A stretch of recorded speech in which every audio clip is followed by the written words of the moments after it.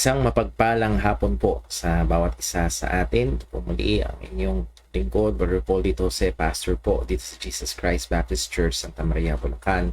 At ito po ang ating time in the Word. Tayo po ay nagpapatuloy sa ating pag-aaral sa salita ng Diyos patungkol sa isang napakahalagang paksa, ang paghahayag ng Ebanghelyo, kung saan ang bawat tunay na mananampalataya ay inutusan ng Panginoon na gawin ito. At ito ay kailangan natin ng pag-aralan upang magampanan natin ng maayos, ayon sa salita ng Panginoon, ang gawain ng paghahayag ng Ebanghelyo ng kaligtasan. Pero bago ho tayo dumako sa ating pag-aaral ngayong gabi, ay ilan ho muna mga announcements. At una ho ay sa Sunday, this coming Sunday, ay meron po tayong pagsamba at sang-ayon sa pamantayan ng gobyerno ay natun pa rin po tayo sa 10% ng allowable capacity ng ating mga worship places. So again, that's around 25 people sa ating bahay-sambahan. At nawa tayo magkita-kita ho this coming Sunday, yung ating mga kapatiran na available, able, and allowed ay atin hong ini-encourage na makasama ho natin sa atin hong gawain this coming Sunday. And a little bit is extra special ang gawain this coming Sunday because it is Mother's Day. So Mother's Day every second Sunday of May. So last Sunday nakalimutan ho nating i-announce, or actually nawala ho sa isip ko, pero I was reminded. So advance Happy Mother's Day ho sa bawat ina ng tahanan. Pag-pray ho natin ang atin hong pag-aaral, pangangaral ng salita ng Panginoon this coming Sunday. We try na medyo i-align sa mga events na kagaya ko noon upang para ho maging encouragement, reminders, and blessing ho sa mga nanay ang mga gawain po ngayon, particularly pag Mother's Day. And then naman pag June, ay third Sunday ng June ay Father's Day. So again, pray ho natin yan at maging excited po tayo. Also, this coming May 23 will be the anniversary Sunday ng JCBC. By the grace of God, 11 years old na po ang JCBC. Tayo po ay nagpaplano ng ilang mga bagay kung paano natin magagawa ang pagdiriwang ng ating anibersaryo sa gitna ng pandemya. So ngayon pa lang, I would like to ask for your your prayers para po sa bagay na ito. Pangalawa, wisdom, kung meron kayo mga maisa-suggest, at meron ng ilang mga kapatiran na nag-suggest sa mga bagay na maaaring gawin this coming anniversary. And then also, ay ipag-imbita ho natin. So wag ho kayo mag-alala, maggagawa ho tayo ng digital invitation. Yan yung uso ngayon. Online ay pwede nyo isend sa inyong mga friends sa social media. At nawa ay ito ho ay maging gamitin ng Panginoon kaparaanan upang sila ho ay makatuon sa atin hong live stream at makapakinig ng pangangaral ng Ebanghelyo. And that's what we do every anniversary in church. We use the occasion to invite particularly unbelievers to hear the gospel. And let's pray para po sa conversion. Let's pray for their salvation. At tayo po ay gamitin ng Panginoon sa bagay na ito. Okay, so yun ho ang ating mga reminders. So by the way, pagkatapos ho ng ating time in the Word ngayong gabi sa around 7:10 p.m. ay open po natin ang ating online prayer room at magkita-kita ho tayo doon at nagpapanginan para sa isa't isa. Okay, so yun ho muli ang atin ho. Lastly, hindi ko makalimutan, happy birthday kay Sister Marilyn Ganas. Miss na natin ang Ganas family. Miss na po natin si Brother Totoy, isa sa mga deacon ng ating church na naka-stay in ngayon sa kanyang trabaho because of the pandemic. At Sister Marilyn, we're praying for you. We love you. We miss you. Nawa patuloy din natin siyang ilapit sa Panginoon maging yung kanyang kalusugan. So muli, Sister Marilyn, happy birthday, and may you grow more sa iyong pagmamahal at pananampalataya kay Kristo. So ngayon po, tadako po tayo sa isang sandali ng panalangin para po bago tayo dumako sa ating pag-aaral ngayong gabi. Let's pray.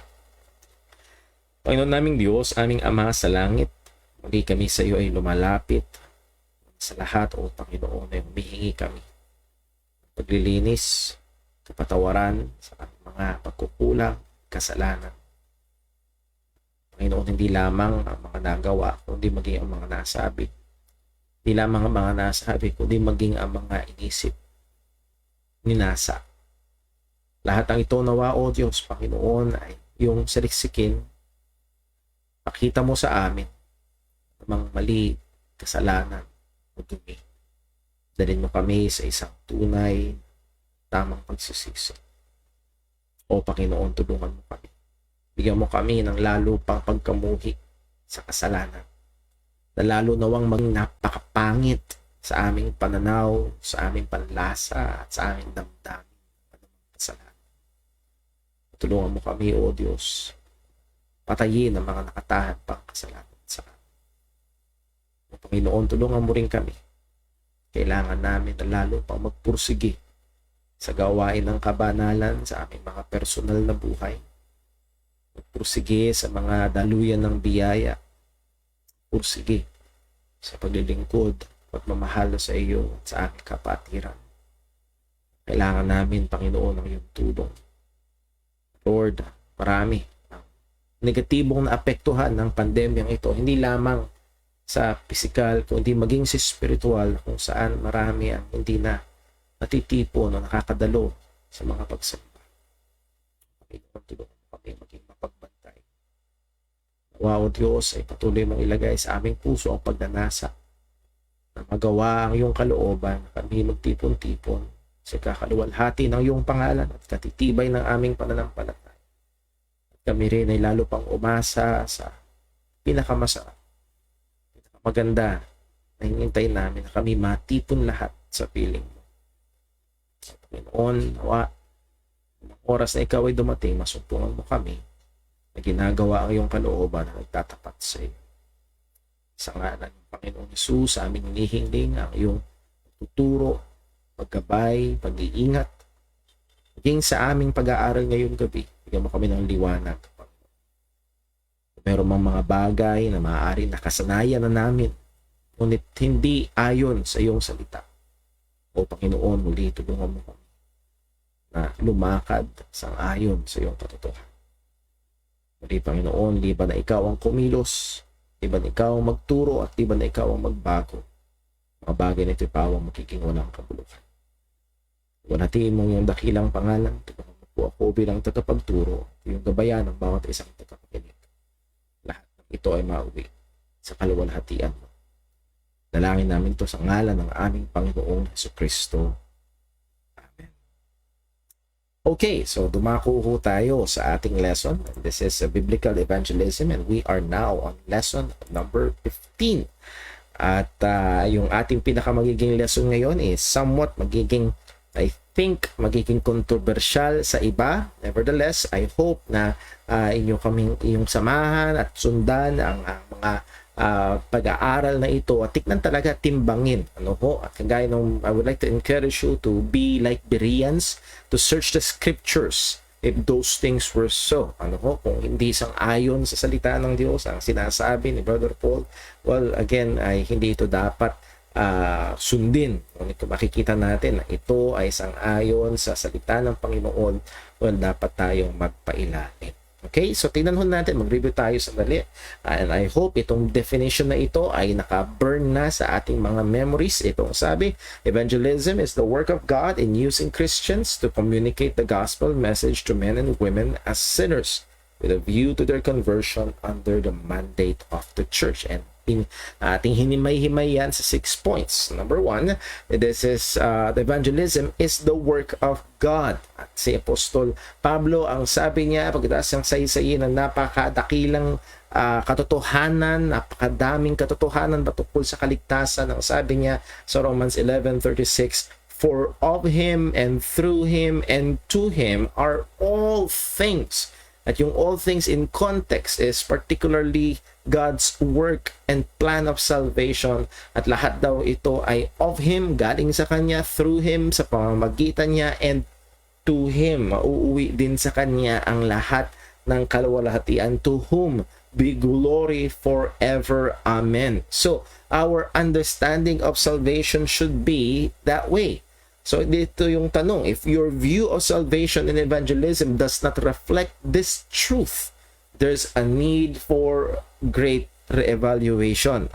Kung hindi sinasalamin ng iyong pananaw at ng iyong gawain ng pag-iebanghelyo o paghahayag ng ebanghelyo, ang katotohanan ito galing sa Diyos, sa pamamagitan ng Diyos at sa kapurihan ng Diyos, kailangan na i-reevaluate ang pananaw at maging yung ginagawa. Number 2, instrumentality of Christians, na ginagamit ng Diyos bilang pangunahing instrumento ng paghahayag ng ebanghelyo. Walang iba kung hindi tayo mga Kristiyano. At isa sa mga dinidinan natin ay merong essential place yung effort, yung paghahanda, pagliliwanag, pagbibigay ng mga kaukulang mga ebidensya, argumento, talata ng Biblia, pagsasanay, lahat ng yan ay merong lugar sapagkat ginagamit ito ng Panginoon bilang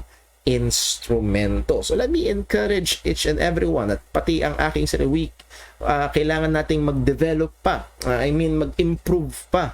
Sabi nga ho ng aking lolo, the biggest room in the world is the room for improvement, and nahandyan din, meron din kailangang i-improve pa sa ating paghahayag ng ebanghelyo.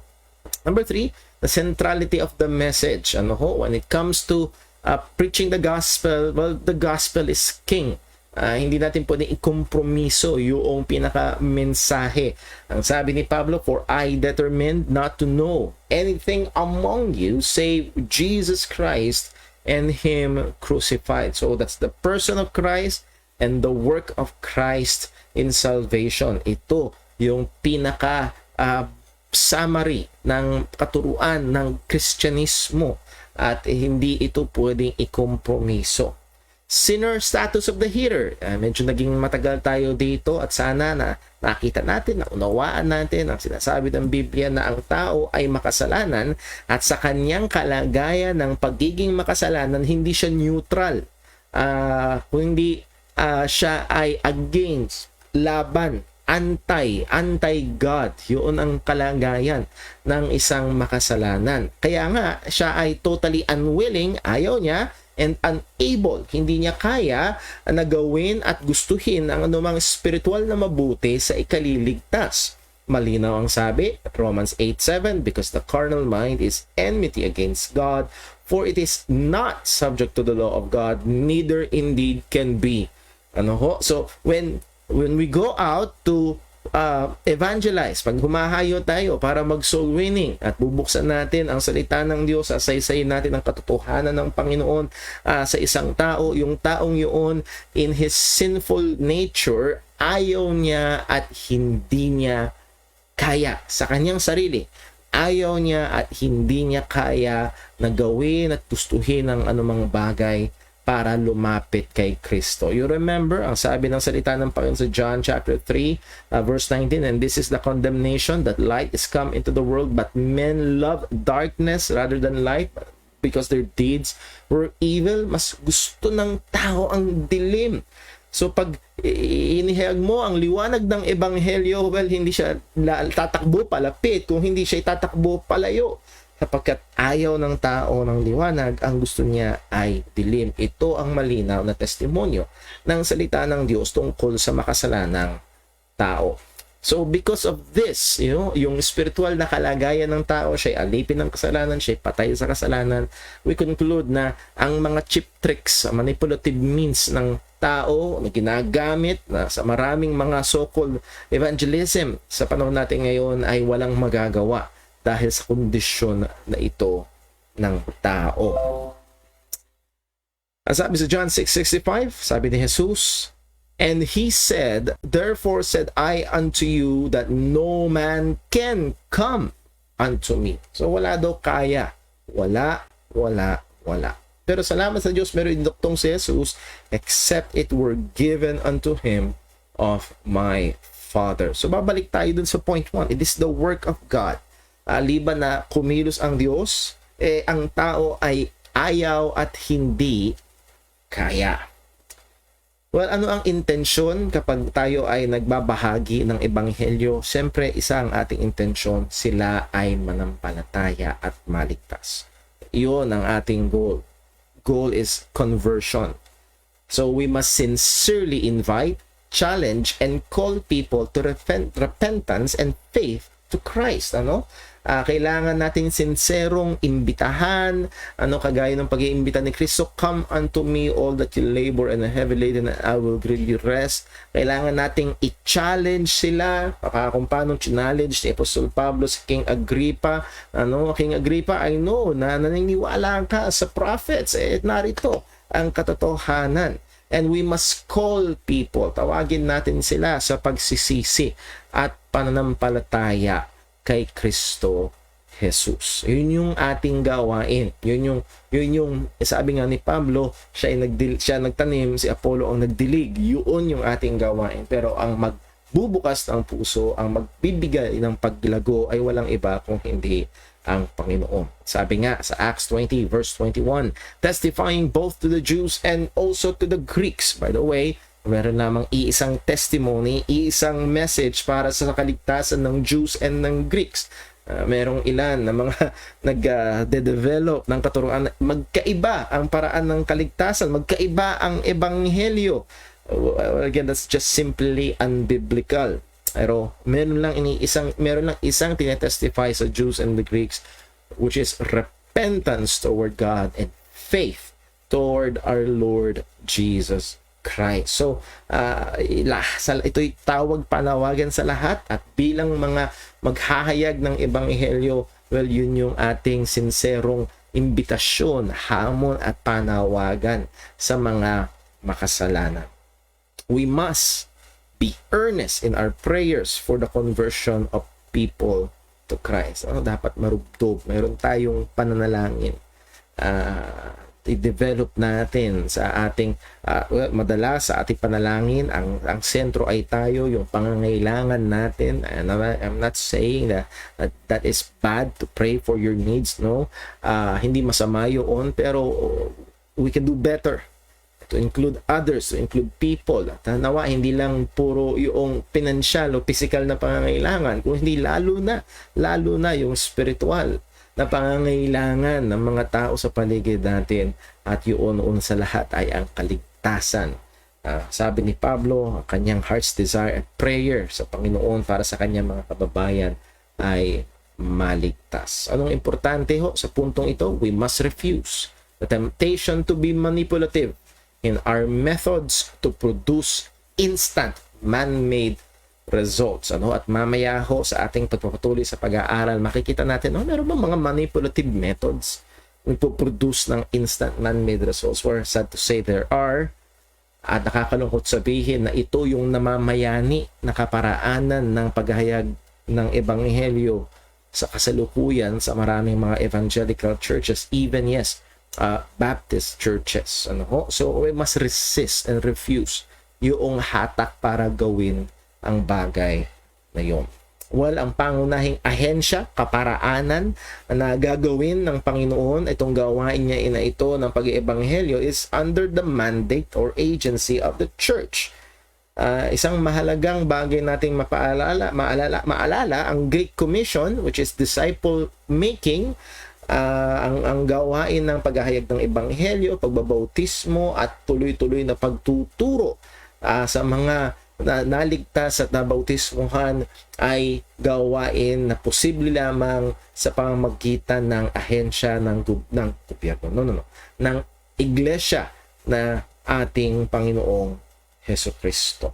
So kailangan nating maging mapagbantay sapagkat sa maraming pagharaan ating binibigyan diin palagi na hindi kailangan ng relihiyon, hindi kailangan ng membership sa isang partikular na church para maligtas.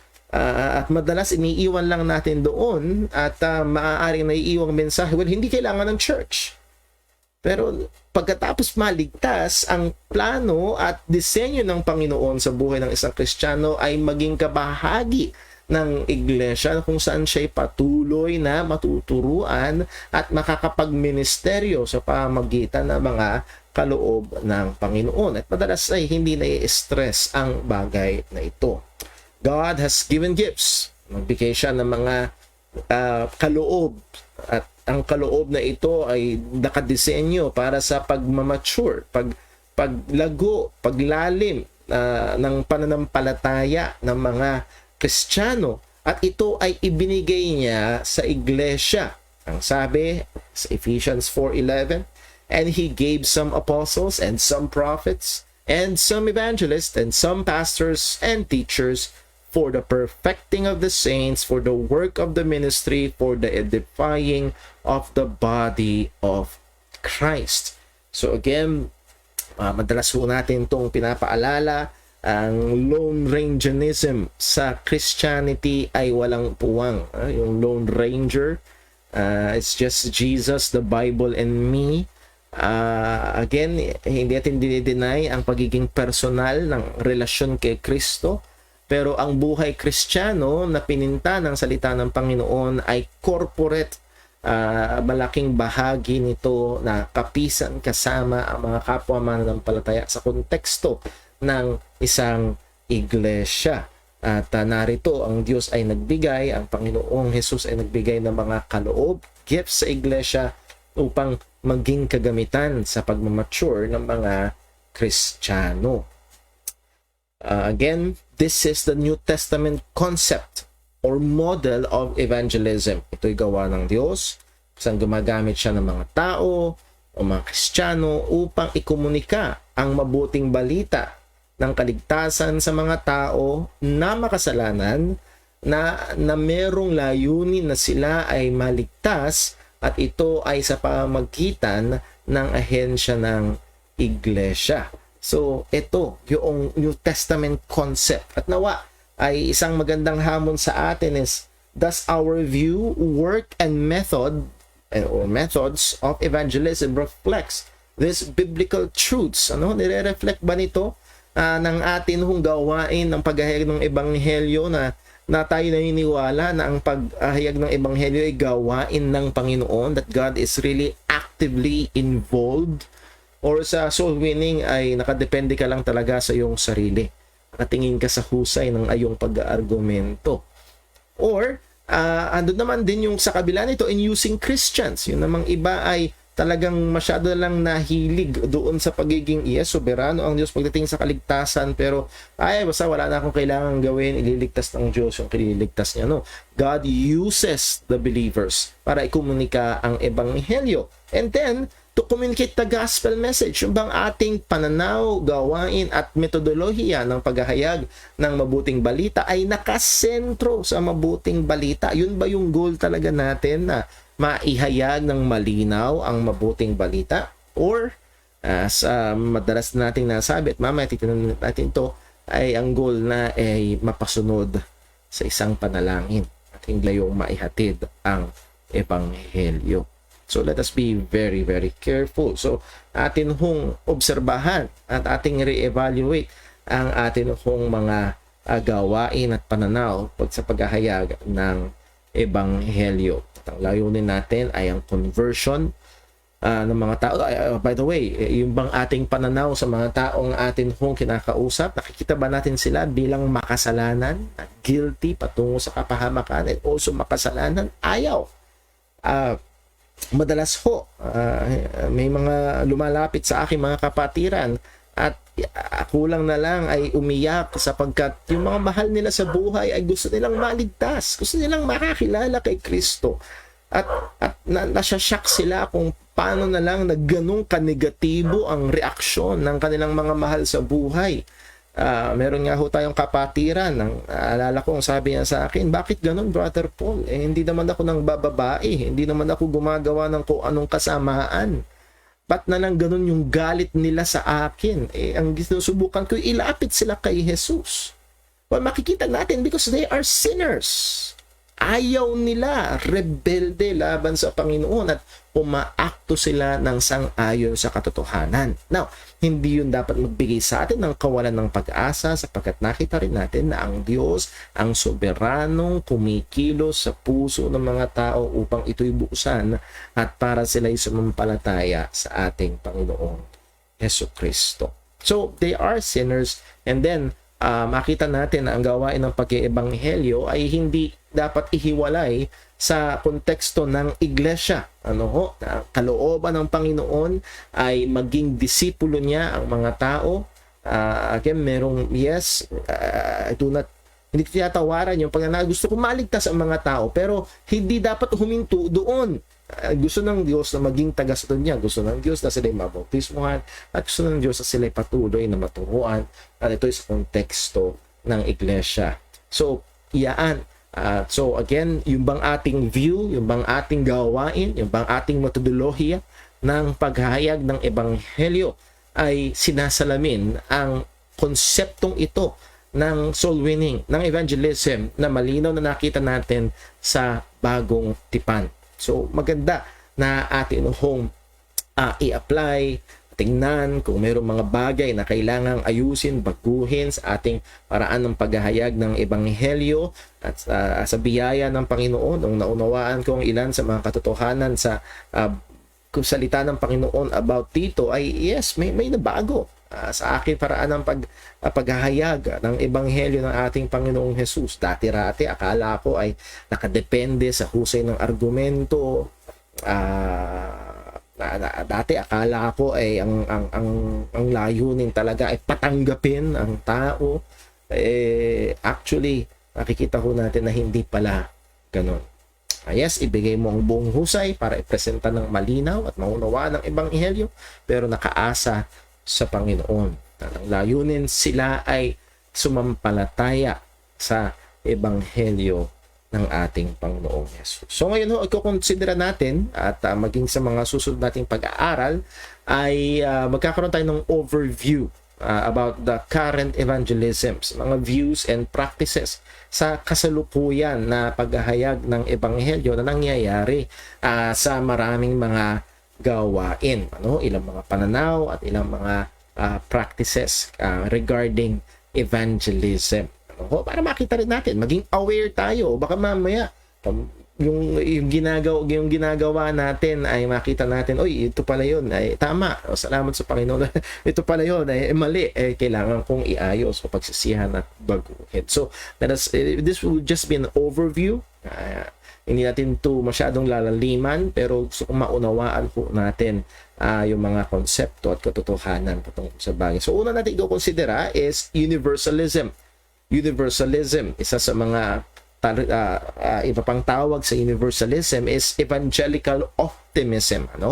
With the words evangelical, with the evangel, the good news, and optimism, positive outlook. Merong positibong pananaw tungkol sa ebanghelyo. Ganong ka-positibo? 100%. At yun yung una, absolute universalism. Ito'y tangan-tangan ng isang prolific writer and theologian noong 1800, si Karl Barth. At ang kanya pinanghahawakan ay ang lahat without exemption ay maliligtas. And meron pang ilang mga sobrang hyper ng paniniwalang ito, maging ang dyablo ay isang araw maliligtas din. So ito yung kanilang pananaw, and tingin ko hindi kailangan ng matagal na pagsusuri para makita na hindi ito totoo, na hindi ito wasto sa Biblia. Ang sabi ng ating Panginoong Kristo ay pumasok kayo sa maliit na pintuan sapagkat malawak ang daan at malapad ang pintuan patungo sa kapahamakan at marami ang makakasumpong noon. So mismo sa salita ng ating Panginoong Jesus ay marami ang mas pupunta pa sa kapahamakan. So muli, this absolute universalism is absolutely wrong, maliwanag agad, pero merong konting modification ng paniniwalang ito, kung yung tinatawag na modified universalism. At again, ito na yung medyo mas masusumpungan natin sa ilang mga sangay ng evangelical churches. And isa sa mga makikita natin dito sa modified universalism ay ito, pre-evangelism salvation. Kung na-gets nyo agad yung ibig sabihin, pre-evangelism, pre meaning before, evangelism is the proclamation of the gospel, salvation. Bago pa maihayag ang ebanghelyo sa kanila, sila ay may kaligtasan na. So ibig sabihin, yung kanilang kaligtasan ay hindi galing o nakadepende o nakatungtong sa ebanghelyo ng ating Panginoong Jesucristo. So that's why we said salvation other than by the conversion to Christ through the gospel. So merong kaligtasan kahit hindi pa nahayahayag ang ebanghelyo. Salvation even before hearing the gospel. Sabi ni Michael Green, isa sa mga theologian na may ganitong persuasion, ang sabi niya, the mighty cross and resurrection are situated at the midpoint of history. Their shadow is cast both forward and backward. So para wow, oh, mighty cross, resurrection, oh, gospel, okay, mukhang maganda. It makes sense yung sinasabi niya. Nevertheless, ang sabi niya dito, tuloy natin, that is how we may believe God can with perfect justice and in perfect love welcome all. Welcome na ang lahat.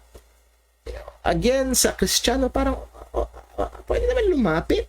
Sabi ni Jesus, ang lahat ng lalapit sa akin, hindi ko ikakaila. O tingnan natin. From every religion or philosophy who genuinely want to find Him. Hindi daw gusto talagang masumpungan ang Panginoon. If they do not rely on their own fancied goodness but cast themselves on His mercy, again, tunog evangelical, hindi sila hindi sila didepende sa kanilang sariling kabutihan, kung hindi sa habag ng Panginoon, they may well be among those who are surprised on the day of judgment to find themselves sheep rather than goats. For Christ did not die for our sins only, but for the sins of the whole world. Okay? So now, sa isang nagbabasa, para namang, anong mali doon, Brother Paul? Doon yung cross, resurrection, doon yung God welcomes them all, ano man yung kanilang religion or philosophy, kung sila'y manggagaling sa ibang paniniwala, i-welcome sila ng Panginoon.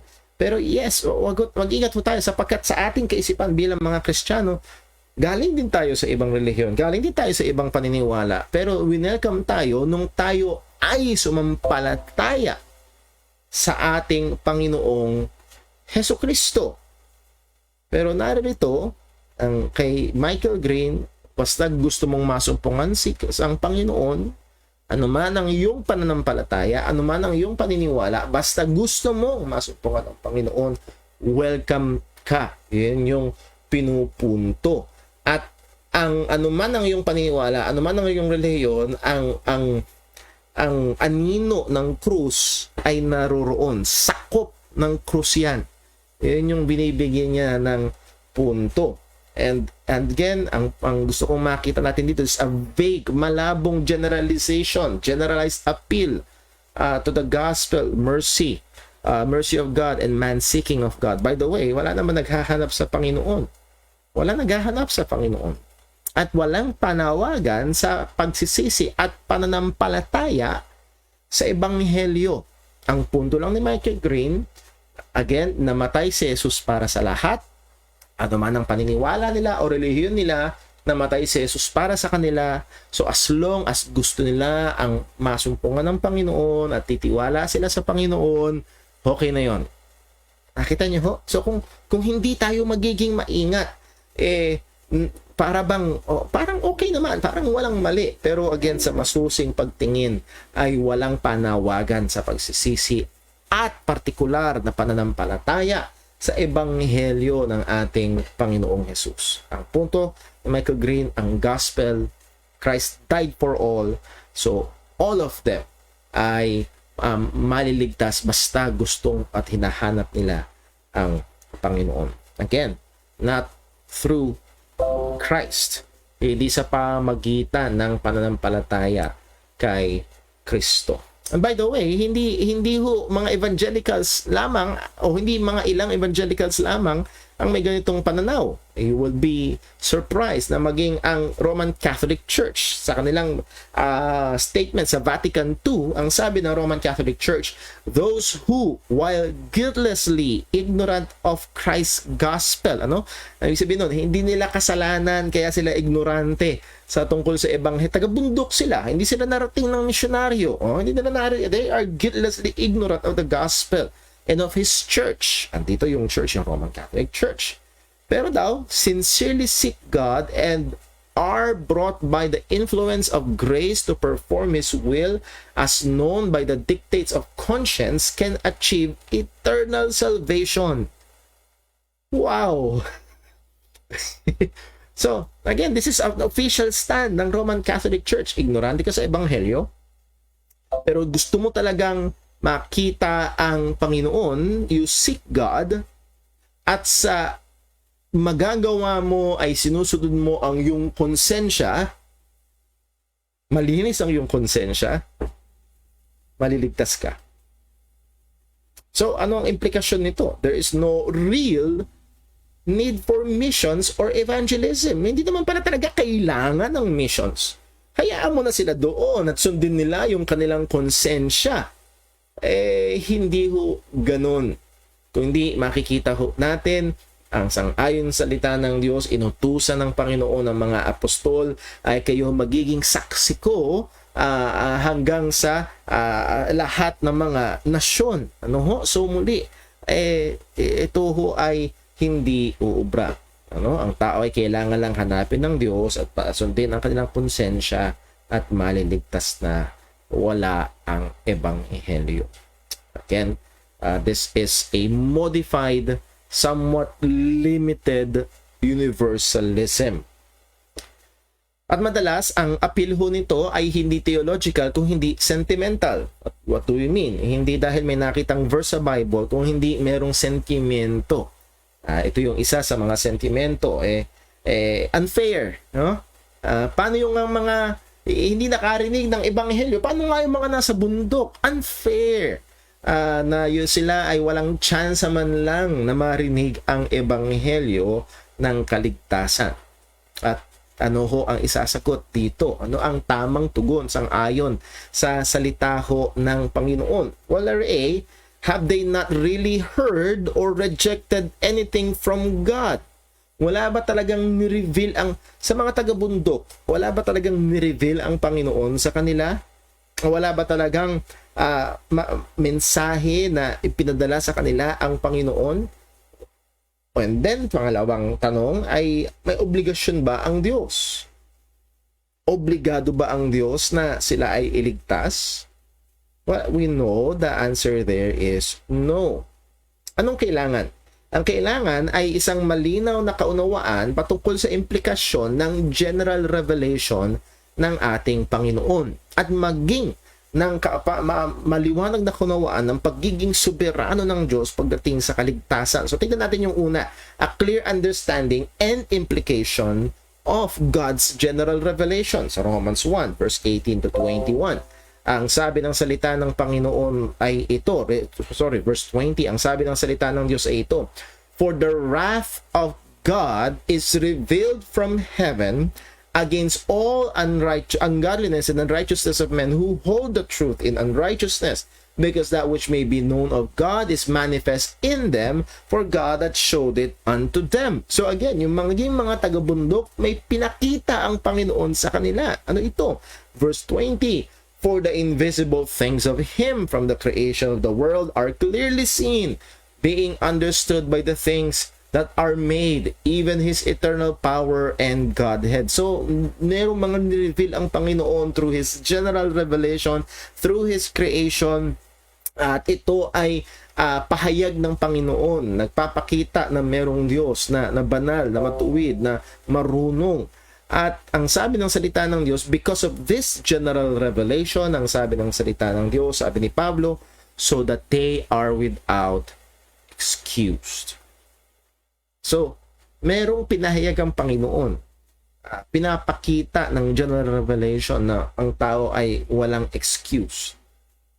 Hindi unfair ang Diyos sa lugar, sa mga tao na sa lugar na hindi naabot ng ibang, hindi unfair ang Diyos na sila ay hatulan.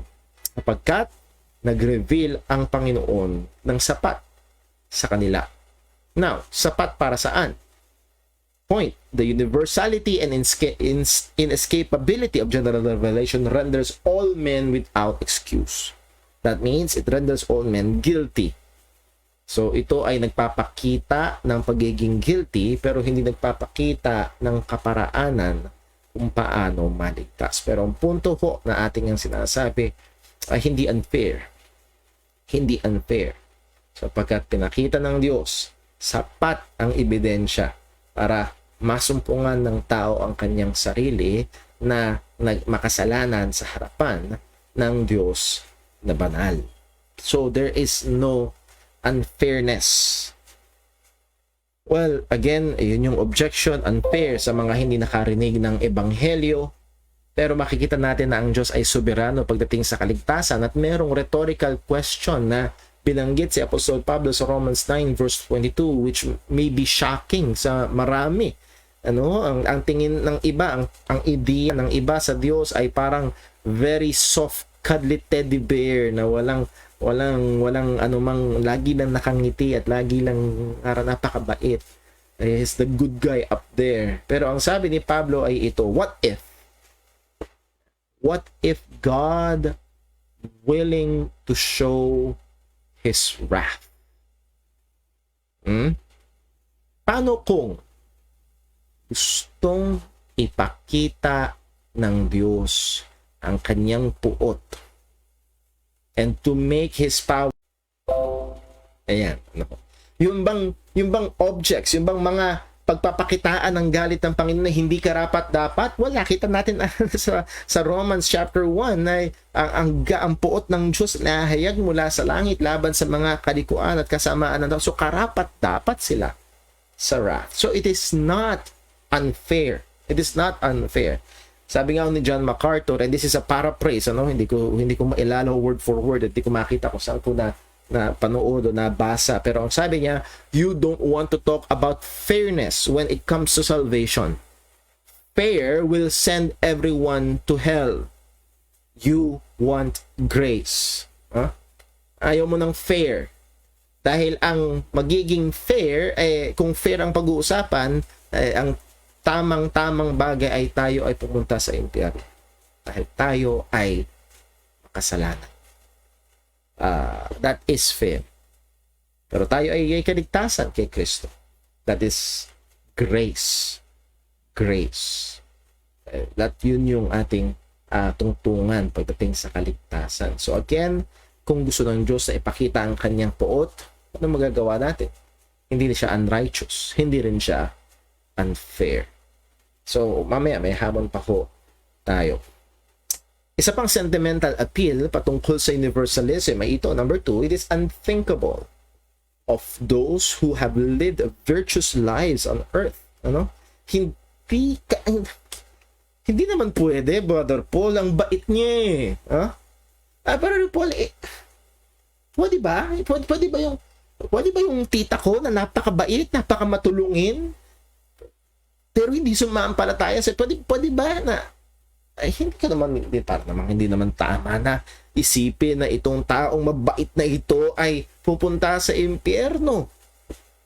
Well, again, nandito yung idea, no matter what is believed, God will consider the virtue or sincerity of the heart. Ito yung idea, itong sentimentong ito. Ano man ang kanyang pininiwalaan, ikukonsidera ng Diyos yung kabaitan, yung sinseridad ng puso. Napaka-sincere niyang Buddhist.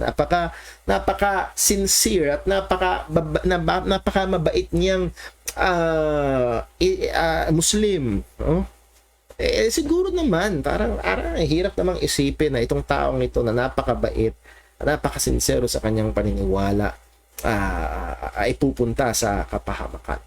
Sabi ni Clark Pinnock, na isa sa mga proponents ng paniniwalang ito, at take note, yung title ng kanyang libro, A Wideness in God's Mercy. So, dun pa lang, kanya yung kalaparan ng habag ng Panginoon. Ang sabi niya, the Bible does not teach that one must confess the name of Jesus to be saved. The issue God cares about is the direction of the heart, not the content of theology. Again, kung nagiging hihimayin natin tong kanyang sinabi, ang issue daw sa Panginoon, yung direksyon ng puso, hindi yung paniniwala. So, hindi mahalaga kung ano yung theology mo, kung ano yung doctrine mo, kung ano yung paniniwala. Hindi mahalaga yan. Basta yung puso mo na kay Lord.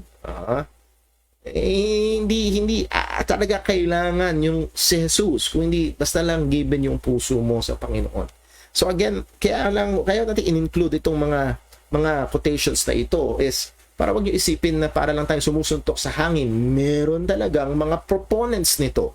And they are using Bible, they are using biblical salvation language, God's mercy, kagaya ni sabi ni Clark Pina, wideness of God's mercy, at seemingly napaka-appealing sa sentimento ng tao. No? Mas malawak, mas marami ang maliligtas. Well, again, ating basihan ay hindi yung ating sentimento o yung ating ideya o hindi yung ating kung ano yung thinkable and unthinkable para sa atin. Ang ating basihan ay walang iba kundi ang salita ng Panginoon. Again, ano yung sentimento nila? Para namang hindi ko maisip yung taong mabait. Well, ang sabi ng Bible, there's none righteous, no, not one. Walang matuwid, wala kahit isa. So here's the truth. Yung taong pinakamabait na kilala mo na para bang sa paninaw mo ay hindi po pwedeng pumunta sa impyerno dahil siya ay napakabait. Ang sabi ng Biblia, siya ay makasalanan din. And who knows, baka mamaya yung taong pinakamabait na kilala mo ay iyong sarili. Baka mamaya hanggang ngayon, ang tingin mo pa rin, sa iyong sarili, ikaw ay mabait at yung kabaitan mo ay tatanggapin ng Panginoon, papasukin ka sa langit. Sorry, maliwanag ang Biblia, walang matuwid, wala kahit isa. At tingin ko, aminado ka doon. Kung hindi ka matuwid at haharap ka sa hatol ng Panginoon, ang naghihintay sa iyo ay parusa at galit, puot ng Diyos. Salamat sa Diyos, merong pag-asa ang makasalanan. Ito'y wala sa relihiyon, ito'y wala sa ating sarili, ito ay na kay Kristo. Diyos na nagkatawang tao at namatay sa krus ng Kalbaryo para bayaran ang ating mga kasalanan. Ito, ikaw ay sasampalataya sa Kanya, hindi ka lamang basta mahuhugasan sa iyong mga kasalanan. O salamat sa Diyos sa katotohanan ito, bibihisan ka niya na isang perpektong katwiran. At sa pagharap mo sa Panginoon, ikaw ay katanggap-tanggap. Lahat dahil kay Kristo. Pamilyar ang talata sapagkat yun na lamang ang pag-ibig ng Diyos sa sanlibutan na ibinigay niya ang kanyang bugtong na anak upang ang sinuman, kahit ikaw ngayon, sa Kanya, kay Kristo ay sumampalataya, hindi ka mapapahamak kundi magkakaroon ng buhay na walang hanggan. Manampalataya ka, kaibigan. Manampalataya ka kay Kristo. Okay? Walang matuwid. Wala kahit isa. Sabi ng John 3:19, and this is the condemnation, that light is coming to the world, and men love darkness rather than light because their deeds were evil. So again, ito yung kalagayan ng tao. Ito yung spiritual na kalagayan ng tao. Naman ang tingin natin, religyoso man sila, mabait man sila, matulungin man sila. Ito ang malinaw na pahayag ng salita ng Panginoon. Romans chapter 10 verse 9, that if thou shalt confess with thy mouth the Lord Jesus and shalt believe in thine heart that God hath raised him from the dead, thou shalt be saved. So yes, necessity ang ebanghelyo. Necessity ang pananampalataya kay Kristo. Hindi lang yung direksyon ng puso. Theology is very important. Sabi ni Pablo, for I am not ashamed of the gospel of Christ. And that's theology. That's doctrine. For it's the power of God unto salvation to everyone that believe, to Jew first and also to the Greek. So yes, maaaring may appeal sa sentimento. Pero muli, ang ating basihan ng pananampalataya ay hindi yung sentimento, kundi ang salita ng Panginoon. Well, kailangan nating maging mapag-obserba. Be careful of the danger of grounding our belief upon our personal sentiments or preferences. Sinabi natin, mag-ingat tayo. Sa palagay ko, again, ito yung tingin ko, mahirap po yun. Pinakamaganda ay pumunta tayo sa salita ng Diyos at doon tayo tumindig, doon tayo tumayo. Maaaring hindi ito ang pinakalapat sa ating panlasa, pero muli, hindi ho basihan yung ating panlasa kung hindi ang katotohanan. Ang basihan ng katotohanan ay ang salita ng Panginoon. So let us be careful sa danger na yun. Anong punto? Our faith that dictates our actions must be grounded upon scriptural truths. So muli, nakita nyo saan tayo nang galing? Yung definition natin ng evangelism based upon the scripture. At ang hamon nga ay ating tignan, ating suriin, yung bang ating mga gawain, not just limited to evangelism, ano man yung ating ginagawa, lapat ba sa katotohanan ng salita ng Panginoon? Here's the challenge. Universalism is false. God's wrath is true. And Jesus is the only Savior. Again, these are truths. Nakita ho natin, ang universalism, yung paniniwala na lahat ay maliligtas kahit ng dyablo. Again, alam natin, palyado agad. Or itong mga nagsusubok na mas, yung sinabi ni Jesus na maliit ang pintuan at makipot ang pintuan at makitid ang daan, itong makitid dan makipot na ito sinusubukan nilang palawakin. This modified universalism is false. But what is true? God's wrath is true. Ang puot ng Diyos, ang galit ng Diyos, ang parusa ng Diyos para sa makasalanan, it is true. And here's another truth. Jesus is the only Savior. Siya lamang ang tanging tagapagligtas.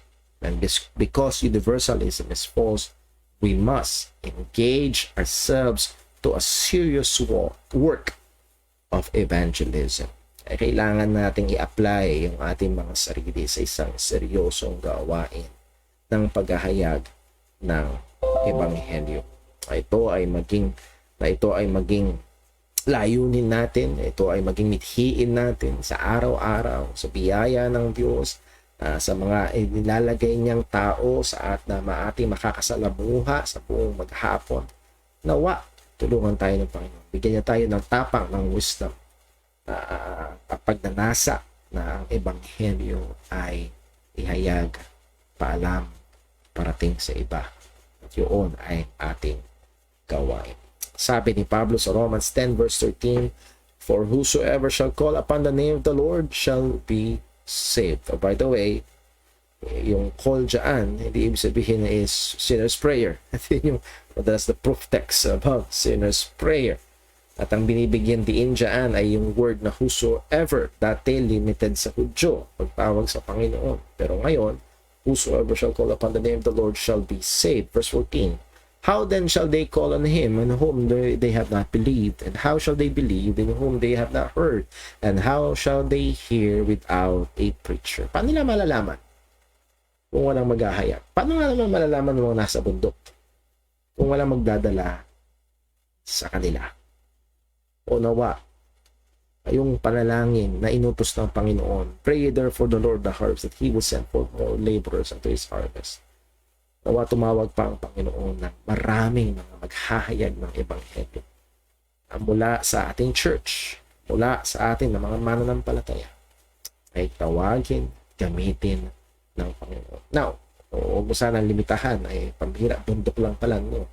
Pwedeng ang pupuntahan mo yung opisina, pwedeng yung mga kaibigan, kamag-anakan. Meron ilan sa ating mga kapatiran, may mga kamag-anakan sa probinsya. Maaaring yun ang pag-pray mo at hingin mo sa Panginoon at paghandaan mo upang dalhin ng ebanghelyo sa kanila.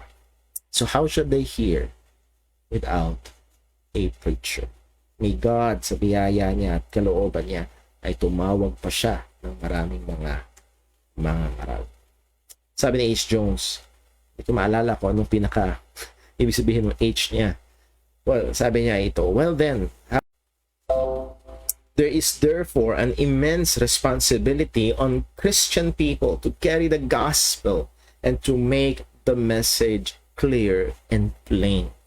So muli, kailangan ang mga maghahayag, kailangan ang mga magdadala ng ebanghelyo ng maliwanag, ng maayos na paghahayag, ng tapat na paghahayag ng ebanghelyo sa iba.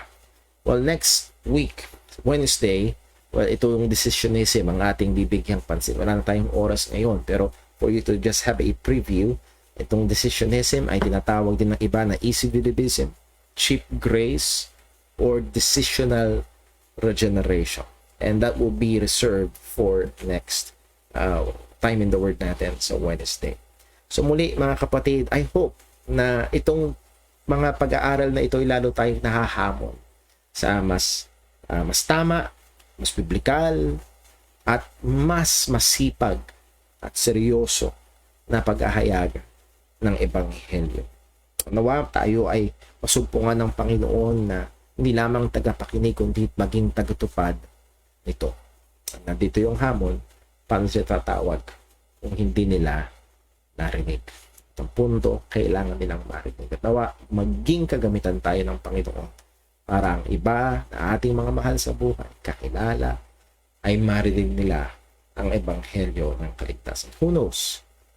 Maaring ang Diyos sa kanyang biyaya ay gamitin niya yun na buksan ang puso nila at sila ay iligtas ng Panginoon. And this is a great challenge with a great hope. Remember sa Great Commission, Lo, I am with you always, even to the end of the world. Amen.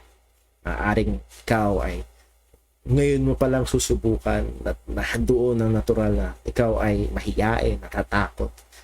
Remember, kasama natin si Kristo. At nawa ito'y magbigay ng sapat, matapang, kapangyarihan. At tayo ay maging tagapaghayag ng Ebanghelyo ni Kristo. God bless po. At muli, after po ng 10 minutes pagkatapos ating time in the Word, ay magsisimula ang ating online prayer meeting. Let's pray. Pag naming Diyos, aming Ama sa langit, salamat po sa biyaya mo, sa pagtuturo mo. Salamat po, Panginoon, sa mga bagay na pinakita mo na kung saan kailangan talaga namin ipako, itungtong ang aming pananampalataya sa iyong salita at hindi sa aming mga pakiramdam o pananaw o baka sakali. Tutulungan mo kami, Panginoon, na lalo pang maging masipag sa pag-aaral ng iyong salita. Ihayag ang ebanghelyo sa iba. O Panginoon, paalala mo sa amin na ikaw ang aming kasama. Paalala mo sa amin na ikaw ang nag-utos sa amin. Paalala mo sa amin na ikaw ang ihahayag namin sa kanila. Panginoon, nawa, maging mabuting kasangkapan ang mga mananampalataya sa iglesyang ito.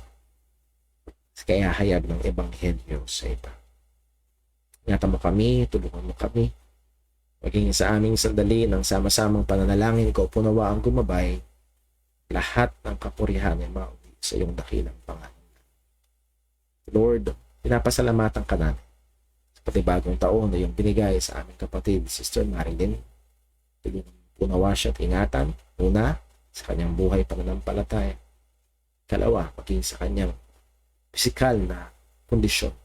Ikaw po ang magbigay ng lakas at kalusugan sa kanya. Pati Panginoon, lahat ng ito ay mauwi sa kapurihan. Salamat po. Ingatan mo kami, O Diyos. Dalangin namin itong lahat sa ngalan ng aming Panginoon Jesucristo. Amen. Okay, so muli ho mga kapatid, ay mamaya ho o mga after 10 minutes ay atin hong bubuksan yung ating prayer room. At nawa, hintayin nyo na ako ang magbukas sapagkat meron ako kailangang iayos. Tingin ko medyo nagpa-fluctuate through muli yung internet signal kaya medyo paputol-putol. So please wait na buksan ko po yung ating prayer room. Uli po, God bless. Ingat po tayo lagi. At nawa, patuloy tayong magpagamit sa Panginoon. Bye-bye.